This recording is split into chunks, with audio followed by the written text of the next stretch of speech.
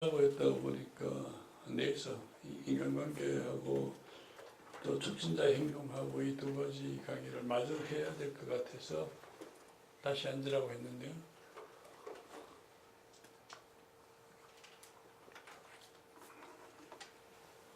이게 아마 우리가 대인 지각을 할 때 사람이 한국 사람들이 사람을 어떻게 지각하느냐, 이것도 누가 다른 데서 보던 이론이 아니잖아. 그렇지? 저게 내가 제일 처음 실험을 했던 게 72년도로 기억이 나는데요. 집단에서 보니까 그때는 내가 집단을 3박 4일 하면은 첫째 날 저녁에 This is me를 쓰여서 읽히고, 그 다음에 둘째 날 오후에 카드 피드백을 해요. 그리고 둘째 날 오후부터 카드 피드백을 하면은 보통 둘째 날 밤늦게까지 카드 피드백을 하는 거예요. 만약에 못 맞추면은 거의 뭐 밤새워도 카드 피드백을 하는 거예요. 카드 피드백이 어느 정도냐 하면은 그 방 안에 참가한 사람들이 그 사람 개인에게 준 부정적인 카드가 단 한 장이라도 있으면은 그 쓴 사람의 생각 관점이 이 사람에 대해서 긍정적으로 바뀔 때까지 훈련시키는. 그러면 그 카드 피드백이 끝나면 참가자가 전원을 긍정적으로 볼 수 있는 그런 태도가 생겨야 내가 끝을 내는 거야. 왜냐하면 기업에서는 그걸 안 하면 야단나. 잘못해버리면 그 참가자 중에 인사권을 가지고 있는 사람이 있고, 거기에서 그런 이야기들이 다 This is me에 대해서 오픈됐고 카드 피드백에서 다 주고받아서 저 친구는 저렇게 보는구나 해가 만약에 찍혔다 하면은 돌아가면 바로 인사발령 난단 말이야. 그리고 절대 객관적으로 평가합니다 하는 게 절대 주관적이더라. 그러니까 나는 돈 받고 집단을 했지만은 참가한 사람들은 만약에 거기 안 왔으면 그게 오픈되지 않고 그냥 묻혀서 지나갈 수도 있는 것들이 거기 와서 오픈돼 가지고 문제됐으니까 그게 해결 안 되면 끝낼 수가 없는 그런 상황이 되는 거예요.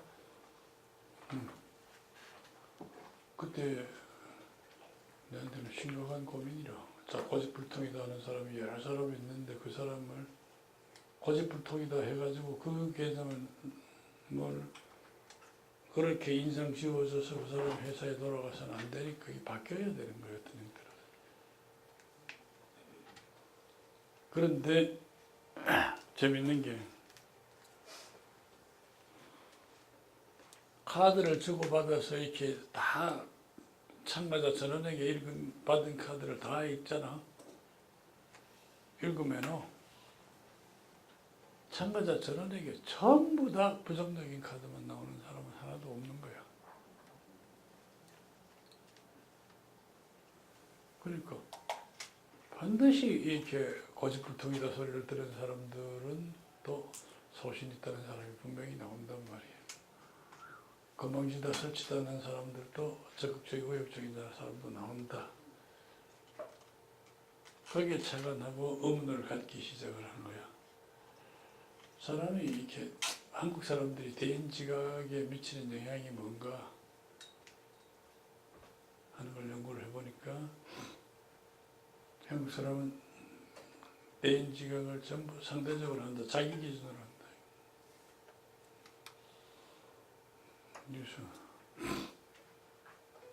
내보다 느린 사람은 느리다고 하는 거고 내보다 급한 사람은 급하다고 하는 거는 제일 결정적인 게 그때 가톨릭에 사는 노인대학에 사망학 강의를 하러 가서 죽음에 대한 강의를 했는데 내가 볼 때는 상당히 연세가 높아 보이는 노인이 한 분 일어나더니만은 이 자리에 연세가 너무 많은 분은 안 오셨으면 좋겠습니다 하는 거야. 깜짝 놀라가지고 그럼 연세가 너무 많다는 거는 몇 살이 되면은 연세가 너무 많은 겁니까? 이런 살 이상은 너무 많은 거래. 그래서 혹시 어르신은 금년에 몇이십니까? 69이라고 하더라고요.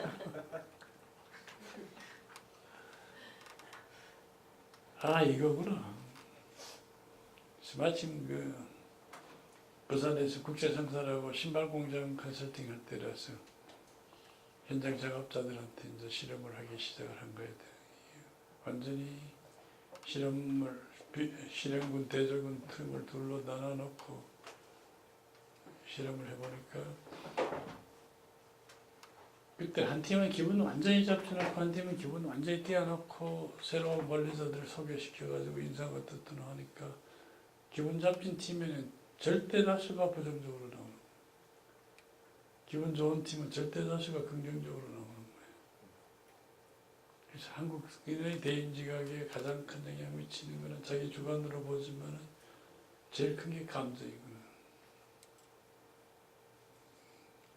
그때부터 인간관계는 상대적이다, 인간관계는 감정적이다, 인간관계는 상호작용해서 풀어야 되지 자기가 혼자 고치는 게 아니다 하는 내 이론을 만든 거. 저건 내 이론이에요. 너희들이 딴 데 가서 배울 수 있는 이론도 아니고 듣도 보도 못하는 이론들이에요. 그 다음부터 이제 72년부터 지금까지 가르쳐 왔으니까 많이 가르쳐 왔지. 그래서 내가 이제 여러분들이 촉진자가 됐을 때 혹은 또 기업에서 경영자나 관리자가 됐을 때 참가자 한 사람 한 사람에 대해서 어떤 형태의 특성이 나오더라도 그 특성을 긍정적으로 볼 수 있는 능력들이 있어야 돼. 카운셀러 입에서는 내담자의 특성이 부정적으로라도 한마디라도 나오면 안 돼. 저 잔소리가 너무 많습니다. 굉장히 자상하고 친절하구나. 아주 세밀한 모양이지. 이래야 되니 답답해 미치겠습니다. 아이고 굉장히 자기 주장이 분명하고 소신이 있는 모양이네. 가방지기 짝이 없습니다. 아주 적극적이고 의욕적이다. 방 안에 있는 모든 사람들이 적심자 입에서 한마디도 뭐가 부정적인 이야기는 안 들어야 되는 거예요. 이게 그렇게 볼 수 있는 처음에는 훈련해서 돼야 되고 계속하면은 뭐가 돼야 돼. 그런 마음이 생겨. 근데 이제 문제가 생긴단 말이야. 해봐. 한 거지 보통 고집이 센 놈이 아니지. 그렇게 하면 그래 나도 뭐 그렇더라 이래버리면 막 끝나는데 아니야 한 거지 진짜 소신 있는 친구야 이래 돼버리면 나는 어떻게 돼. 네가 누구 편이고 이래 되잖아. 하나는 건지고 하나는 놓친단 말이야. 그러면 촉진이 내가 집단에서는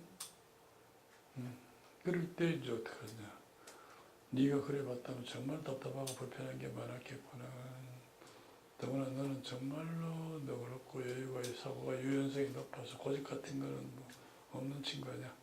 그런 친구가 그런 사람 되려면 얼마나 힘이 들었겠냐. 그러니까 네가 내한테 와서 이런 소리까지 하는 것 아니냐. 다 받아주고 난 다음에 근데 내가 볼 때는 항우주가 굉장히 자기 주장이 분명하고 소신도 있고 단단한 친구인데 가끔씩은 너를 답답하게 만들 때도 있는 모양이구나. 둘 다 건질 수 있는 능력이 있어야 된단 말이야.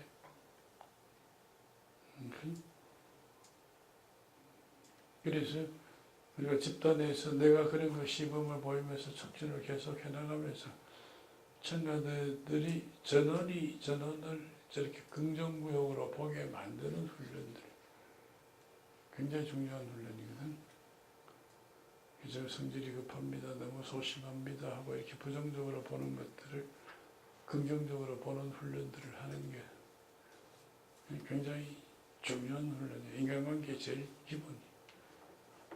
그래서 내가 만든 원칙은 사물은 단점을 귀신같이 보면 전문가고 사람은 장점을 귀신같이 찾아내면 전문가다.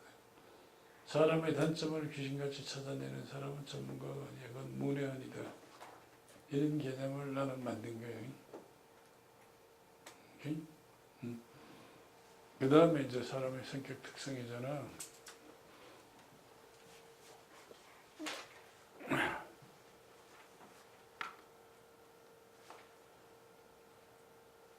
사람의 성격 특성은 나는 그 에고그램을 가지고 많이 사용을 하고 있는데 이유가 크게 두 가지라. 하나는 에릭 번이 원래 에고그램의 개념을 만들 때, 물론 그 에고그램은 에릭 번이 만든 건 아니에요. TA를 만들 때 이야기인데, TA는 사람들이 대인관계의 행동을 어떻게 배우느냐 하는 그걸 연구해서 만든 이론이라. 그래서 성인들의 대인관계 행동을 분석해 보니까 아주 어릴 때에 가족들하고의 관계가 대인관계 원형이 3살에서 5살 사이에 가족들하고의 인간관계가 일생 동안 그 사람의 세상을 살아가는데 가장 중요한 인간관계의 원형이 되더라. 그게 TA의 기본이야. 그래서 인간관계를 훈련할 때는 저 TA 이론으로 하는 게 현재까지로서는 가장 해석이 편해. 또 하나가 이제 MBTI 같은 경우에는 성격 특성을 16개로 구분하잖아. 그렇게 구분하다가 보니까 관리자들한테 가르치려니까 헷갈려서 못해. 전문가도 검사 안 해보고는 특성을 구분하기가 굉장히 힘이 들어. 너무 복잡해. 그래야 될 필요가 없다. 손 씻고 편하고. 그 다음에 우리나라에서 이제 표준화까지 했으니까 검사의 신뢰도가 굉장히 높고, 그러면 뭐 써도 좋겠다. 그렇게 해서 TA를 쓰고 있는 거야, 나는. 에고그램을 쓰고 있는 거야. 그런데 저 에고그램의 그 성격 특성 가운데에서 이제 내가 중요하게 보는 거는 내가 내 성격 행동 특성이 있을 때에 내 성격 특성 가지고 그대로 내가 막 발휘를 해버리면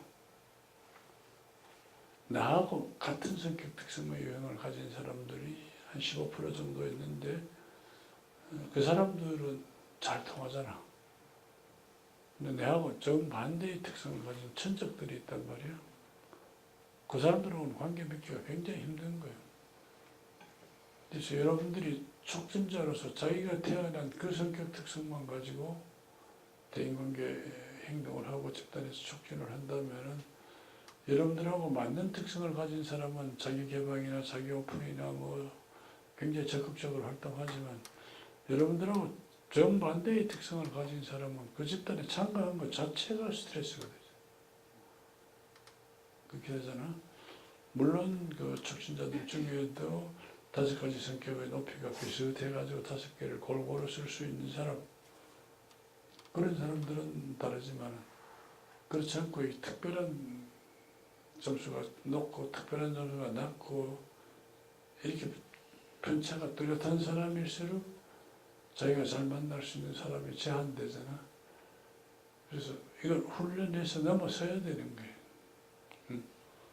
그래서 집단 속에서 여러분들도 그걸 훈련해서 넘어서야 되지만 참여자들한테도 그걸 훈련해서 넘어서는 방법을 가르치고 자기 특성대로 상대를 대하는 게 아니고 상대의 특성을 보고 그 특성에 맞게 반응하는 요령, 그 특성을 이해하는 요령, 이런 것들이 굉장한 훈련이 필요한 거예요.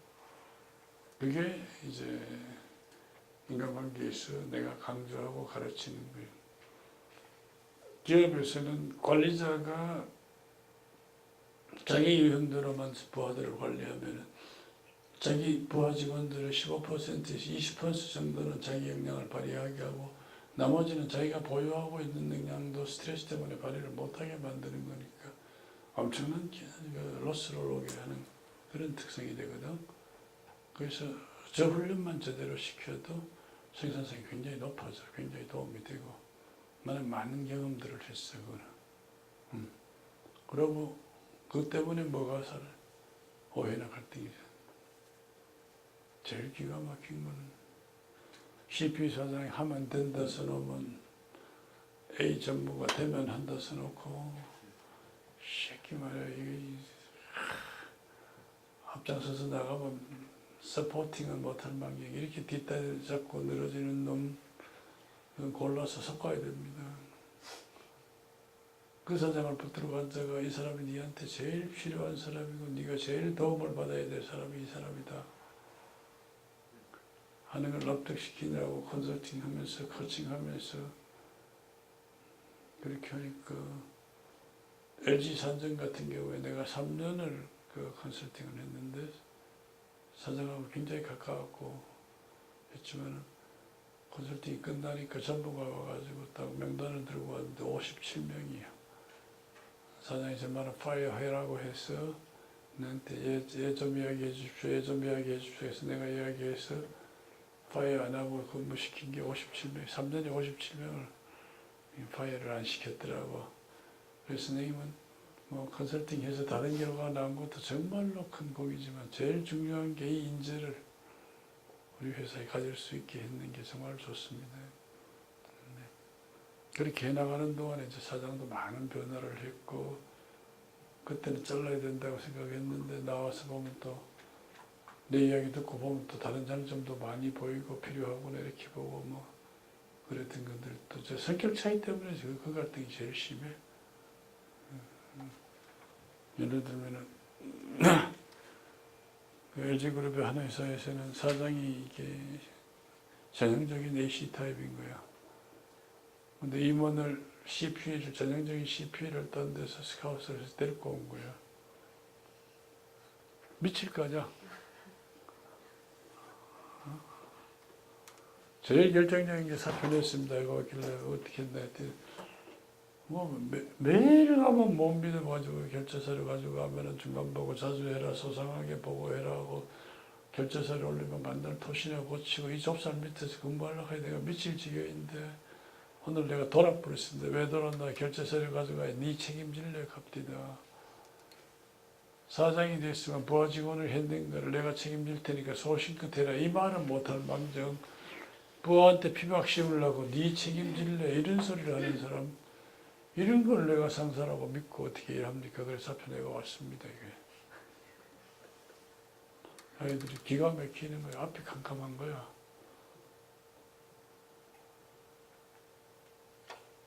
그래서 붙들고 그게 성격 차이라는 거다. 붙들고 내가 꼬박 2시간 가까이 이야기했는 것 같은데 성격 차이라는 건데 의사결정 방법이 니하고 사장하고 달라. 니는 착 보면 알았어. 그냥 팍팍 의사결정을 하잖아. 예, 그렇습니다. 사장은 모든 정보를 다 모아서 심사숙고해서 최종 결론을 내리면 그 다음부터는 고집스럽게 밀어. 그러니까 그 사람한테 소상하게 보고하는 거는 내가 바른 판단을 하도록 모든 정보를 다 알려다오.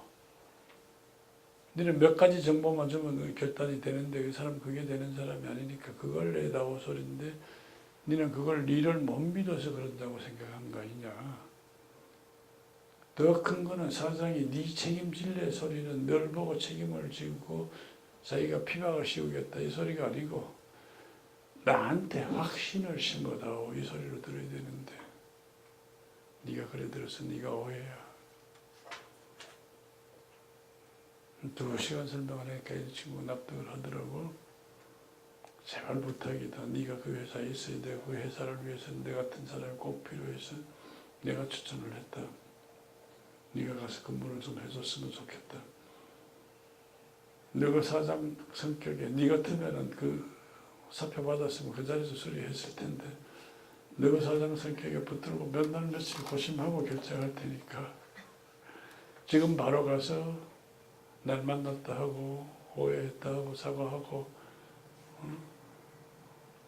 용서해 주시면 더 근무하겠습니다 하고 이야기를 해라. 어떤 날 했더니 친구 가서 아니야 다를까 사장님 붙들고 끙끙 앓고 앉았더래. 그래서 가겠습니다. 고마웠어요. 사장이 이야기를 하면서 내가 자네를 못 믿어서 아니고 사실은 나는 내년에는 리타이어 해야 돼. 그래서 네가 사장감으로 불러왔고 네가 사장 되기를 이런 소리를 하면 안 되지만 내가 떠나면 네가 회사를 맡아야 될 사람이라고 생각하고 훈련하고 있는 중인데 내가 봤을 때 너는 이런 점은 크고 의사결정을 하는데 작은 걸 못 챙기더라. 그래서 그 훈련하려고 이랬다 해서 서로 되고 리타이어하고 그 다음에 그 친구 사장 되고 회사 진짜 잘 키우고 이런 경험들이 이제 저력을 이해되면 그런 게 되는 거잖아, 그지? 그거 이해 못하면 설명도 못하고 참가자들한테 그렇게 도울 수가 있는 능력들이 여러분들이 가져야 된다는 거지. 오케이?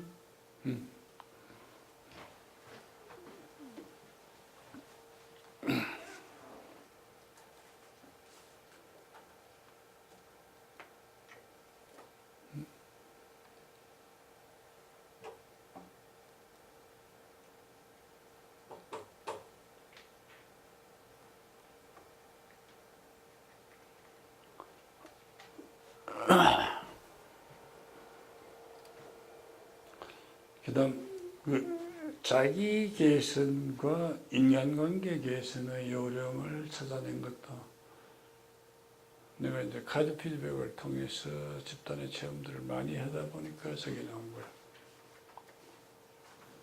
참 재밌다.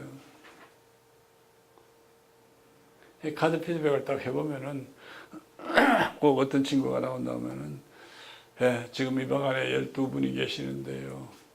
그 중에 7분이 저보고 고집이 세다고 지적을 받았습니다. 5분은 저한테 소신이 있다고 하는데 뭐 그거는 별 의미가 없고 나를 그냥 잘 봐주신 것 같고 제끼놓고 이 7분이 정말로 저한테 뼈아픈 말씀을 하셨습니다. 사실은 제가 이런 이야기를 들은 게 고집 세다 소리를 들은 게 중학교 때부터입니다. 그 뒤로 지금까지 고친다고 무진장 애를 썼는데 저는 상당히 고친 줄 알았더니 오늘 와서 또 이 소리를 듣는 걸 보니까 아직도 못 고친 게 분명한가 봅니다. 그러나 여러분 오늘 이 시간을 제가 계기로 삼아서 제가 단지 노력해서 고치겠습니다. 앞으로 지켜봐 주십시오. 고맙습니다 하고 앉는단 말이야. 뭐 그렇게 단단한 각오를 했으니까 달라질 줄 알았어. 근데 특히 그 LG전자 같은 경우에 내가 관리자 근무로 그 집단할 때 보면은 생산과에서 과장들을 훈련할 때에 들어왔던 애가 다음에 자재과에서 할 때는 그때 인사발령 받고 자재과에 가 있어가지고 거기서도 자재과 애들하고 떠들어. 어떤 애들은 내 집단에 1년에 서너 번 들어오는 경우가 있는 거야. 그런데 신기하게도 매번 똑같은 소리를 듣는 거야. 그럼 매번 꼭 고치겠습니다. 지켜봐 주십시오 하고 이게 뭔가 이게 뭐 잘못됐다. 이게 뭔가 하고 찾기를 시작한 거야.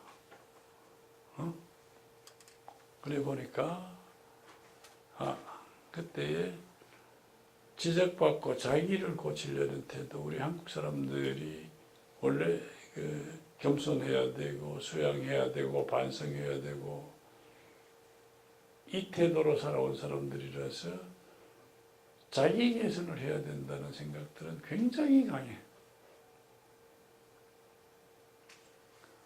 더구나 다른 사람들한테서 지적받으면 네가 왜 고집이 세노 하면 상대는 보지도 않아. 자기가 고집 있나 없나 이것만 봐. 이게 잘못된구나.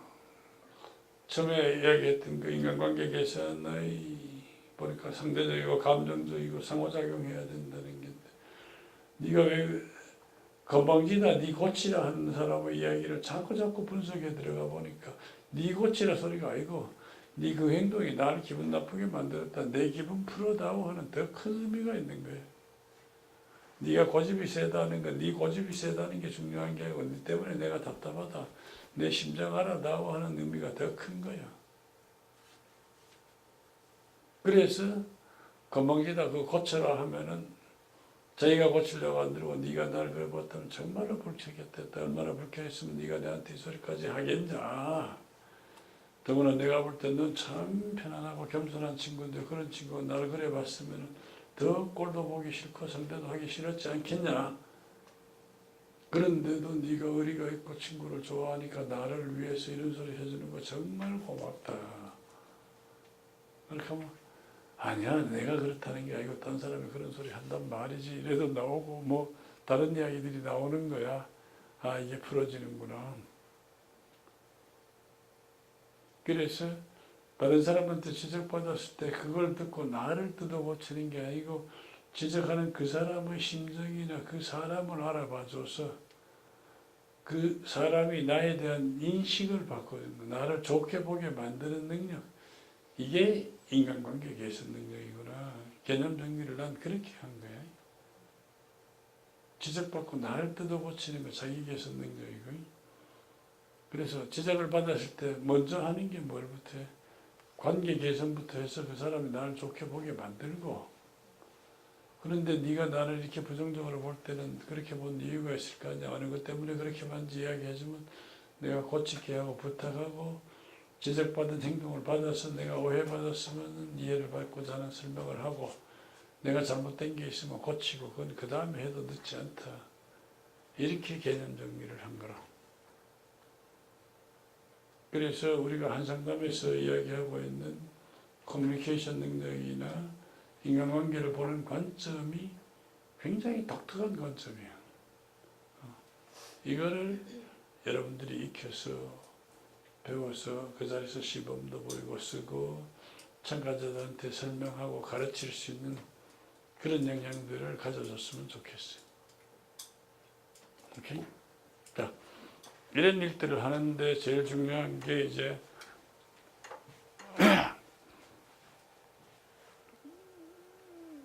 촉진자의 촉진 행동인데,